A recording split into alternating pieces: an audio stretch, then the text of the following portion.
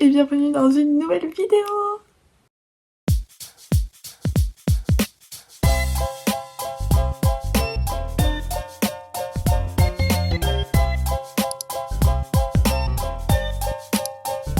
Laissez-moi vous emmener vers ma pile à lire. Voici tous les livres que je n'ai pas lus dans ma bibliothèque. Il y en a donc 6. Et le but de cette vidéo, ça va être de lire le livre le mieux noté et le livre le moins bien noté de cette pile, selon l'application Goodreads. Pour faire ça, je me suis connectée sur mon compte Goodreads et j'ai rentré tous les livres de ma pile à lire dans la liste. Alors, je vais vous montrer à l'écran. On va simplement cliquer ici et on va mettre Average Rating. Et voilà, on a le résultat, de la liste.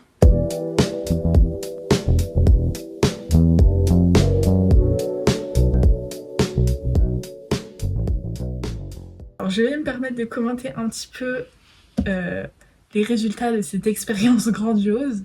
Je suis surprise. Pourquoi ?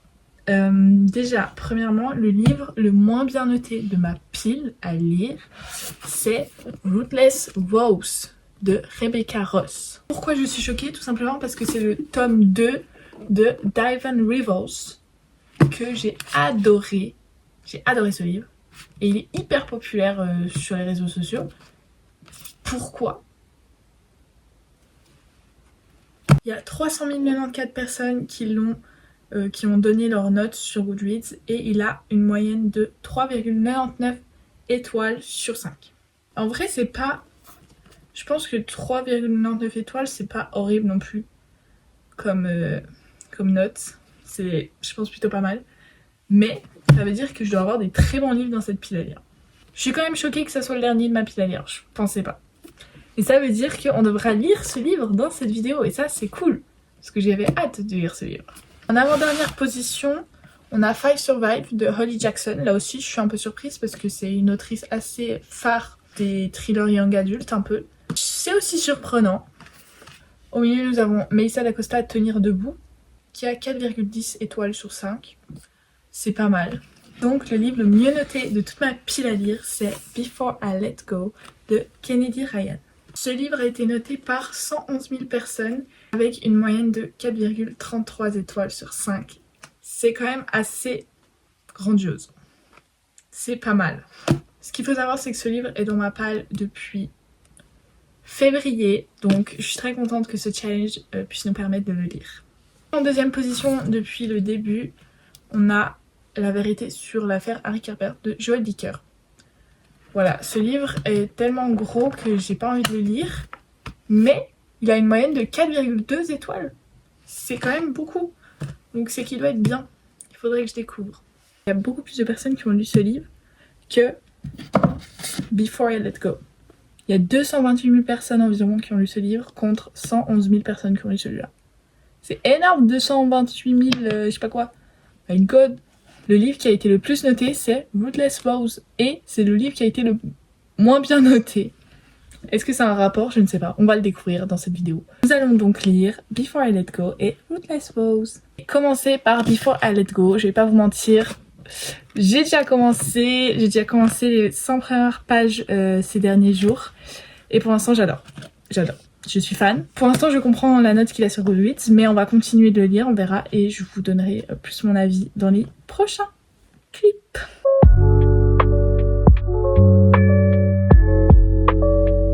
Nous sommes quelques jours plus tard et j'ai continué Before I Let Go de Kennedy Ryan. J'ai bien avancé, je suis à la page 300. Il me reste une 70aine de pages avant de finir. Et franchement, j'adore. Déjà, quand j'ai commencé les 50 premières pages, j'étais in love. J'ai surligné plein de trucs. La première page, j'ai déjà toute soulignée tellement c'était trop mignon pour moi. Et ouais, je sais pas, il y a plein de trucs. Il y a plein de phrases qui résonnent dans mon cœur et que je trouve hyper bien écrites. Et je sais pas si c'est parce que je m'intéresse un peu plus au fait d'écrire un roman maintenant, que du coup je remarque un peu les belles phrases et les jolies tournures de phrases, ou si juste parce que cette autrice écrit trop bien. C'est hyper beau, c'est hyper touchant. Et la relation entre les deux personnages principaux, ouais. Et je pense que ça va être un 5 étoiles, je vais pas dire trop en avance, mais c'est quasiment sûr. Et ça fait vraiment depuis presque une année qu'il est dans ma palle. Tout ça pour que ça soit un 5 étoiles. C'est tout le temps pareil. En tous les cas, j'adore ma lecture, j'ai trop hâte tous les soirs de me replonger dedans.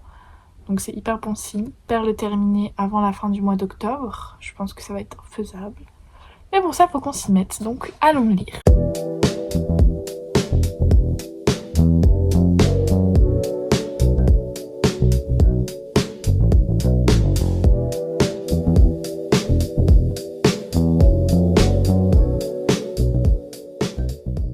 Je vous retrouve puisque j'ai terminé Before I Let Go. Je vous montre juste là, voilà.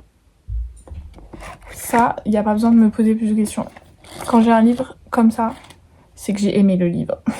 Je crois que je vous avais quasiment tout expliqué dans la dernière update. Mais vraiment, j'ai adoré l'écriture. Le personnage masculin de Joshua, je sais pas trop comment on dit. Il est incroyablement rassurant. Et l'amitié entre les trois filles est pépite. Vraiment, j'ai surligné plein de trucs de cette amitié parce qu'il y avait plein de phrases qui étaient vraiment vraies. J'ai adoré comment c'était décrit cette amitié-là. Et ouais, je sais pas, j'ai trop aimé la dynamique entre les deux personnages principaux et en fait la morale aussi derrière le livre. En fait, si t'es fait pour être ensemble, t'es fait pour être ensemble. Il faut pas forcer les choses, mais en même temps, tu sais que ça reviendra. C'est une phrase que ma maman elle disait souvent, ce qui devra arriver arrivera. Et bah c'est un peu ce qui est dans ce livre. Si c'est ton amour de la vie, ça sera lui et il reviendra. J'ai pas précisé, mais je donne au livre un 5 étoiles et comparé aux 4,33 étoiles que Goodreads a, je trouve que bah, c'est bien. Le livre mérite même plus que 4,33. Vraiment, il était incroyable. Donc je vous conseille beaucoup. Le prochain livre qu'on va lire pour cette vidéo, c'est Rootless Vow de Rebecca Ross. Voilà. C'est quand même un petit pavé, il fait 400 pages je crois. Et c'est écrit extrêmement petit également. Donc voilà, mais on se démotive pas, on va le lire.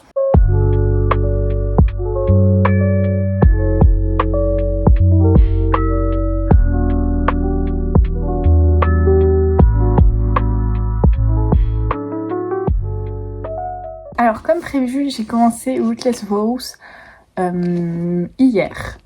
Et je suis à la page 33, j'ai trouvé le livre audio sur Spotify. Donc ça c'est trop cool, ça veut dire que le matin je pourrais écouter le livre et du coup ça m'avancera en même temps. Donc je suis plus qu'à la page 33 vu que j'ai écouté ce matin, mais je sais pas exactement quelle page j'ai pas regardé. J'avoue qu'il me faisait un peu peur parce qu'il est assez long et j'ai un peu tout oublié du tome 1. Mais dès les 30 premières pages, c'est bon, on est de nouveau dedans. Je trouve que l'autrice elle a fait un super bon travail de résumé. C'est bon, j'ai de nouveau toute l'intrigue en tête et j'ai trop hâte. Ça a l'air trop bien. J'adore en fait l'univers, la magie un peu, tout ça, c'est trop cool. La couverture, elle est magnifique. Pour l'instant, j'adore, donc en fait, je me demande qu'est-ce qui s'est passé pour que ce soit un livre qui est un peu mal noté. Mais il n'est pas mal noté, mais en tout cas le moins bien noté de ma palle. Je me demande, et on verra combien je le note moi, quoi. C'est ça le suspense au final, hein.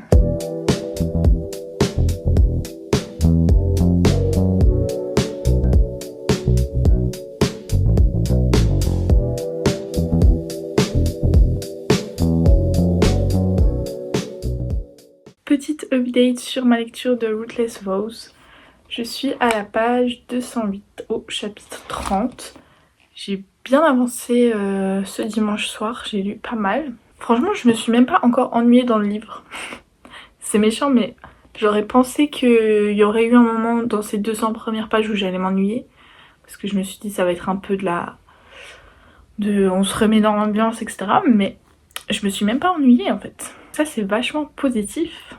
Et là, en fait, l'autrice arrive à mettre des petites actions comme ça qui à chaque fois donnent envie de continuer de lire. Ça, je trouve ça super cool. Peut-être pas à chaque chapitre il y a un retournement de situation, mais souvent il y a vraiment des petits indices, des petits trucs comme ça qui nous sont donnés. Et donc ça permet de vraiment accrocher et d'avoir envie de continuer. Et j'aime beaucoup encore l'aspect des lettres qu'ils s'envoient. Je trouve que c'est hyper cool de lire des lettres dans un livre, j'adore. Pour le moment, j'apprécie beaucoup ma lecture. Là, je vais lire un bon moment ce soir. Et ouais, j'apprécie bien. Après, c'est pas la plus belle écriture que j'ai jamais vue. Ça, je peux le dire. Mais sinon, le reste, l'ambiance, le monde et les actions, ça, j'aime beaucoup. Update. J'ai lu 1 heure. Vraiment, je me suis mis un chrono, j'ai lu 1 heure. Et en 1 heure, j'ai lu 50 pages. C'est pas beaucoup parce que normalement, je lis 1 page par minute. Ça veut dire que ça me prend plus de temps à lire ce livre. Mais c'est écrit tout petit. Donc en vrai, c'est compréhensible. Franchement, j'aime bien. Là, les 2 personnages se sont retrouvés pendant genre 1 chapitre et c'était tellement bien. J'étais trop bien avec eux. C'était trop bien. Genre lui, en fait j'adore, en fait moi, je crois, j'adore genre... Enfin j'aime trop écrire, j'aime trop les lettres d'amour en fait. Je crois vraiment j'adore. Déjà j'adore en faire et je trouve ça trop mignon. Et là, il lui en a écrit une. Enfin c'était pas vraiment une lettre d'amour, c'était juste une lettre normale un peu. Mais genre, trop mignon, trop mignon. Donc je vais continuer un peu ce soir. On verra où c'est qu'on arrive à la fin de cette petite soirée. Mais du coup là je suis à la page 256.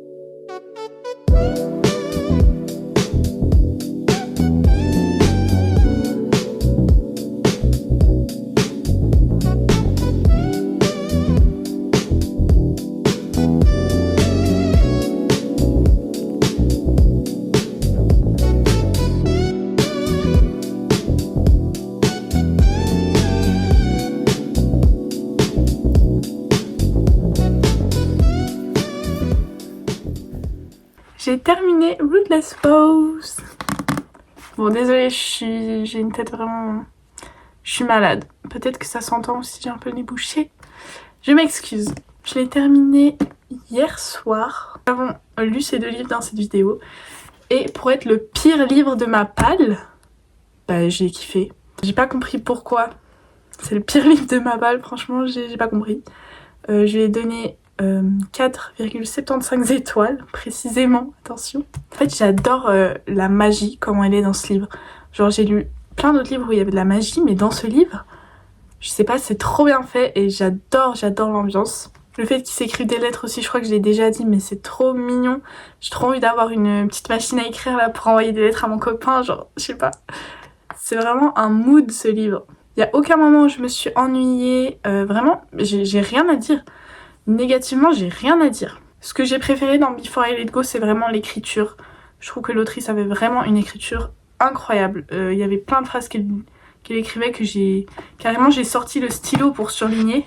Ça m'arrive pas souvent. Je surligne vraiment quand genre je suis dans mon lit et là je lis une phrase et je suis en mode ok, ça je suis obligée, je dois me lever, je dois aller chercher un stylo genre. Là par exemple dans ce livre là, j'ai pas ressenti le besoin de surligner quoi que ce soit. Bien que l'histoire elle a vraiment été hyper belle, hyper cool, etc. Y a pas des phrases qui m'ont vraiment marqué. J'ai quand même préféré Before I Let Go, mais Rootless Vows, c'était une pépite aussi. Selon Goodreads, le prochain livre que je devrais lire de ma palle, parce qu'il est le mieux noté sur Goodreads, ça serait La vérité sur l'affaire Harry Kérbert de Joël Dicker. On verra si j'arrive un jour à le sortir de ma palle, c'est pas sûr. Bref, en tout cas, merci beaucoup d'avoir suivi cette vidéo. Je suis trop contente d'avoir sorti ces 2 livres de ma palle. C'était les 2 des pépites et je vous conseille fortement les 2 romans. Et on se retrouve tout bientôt pour la prochaine vidéo. Gros bisous!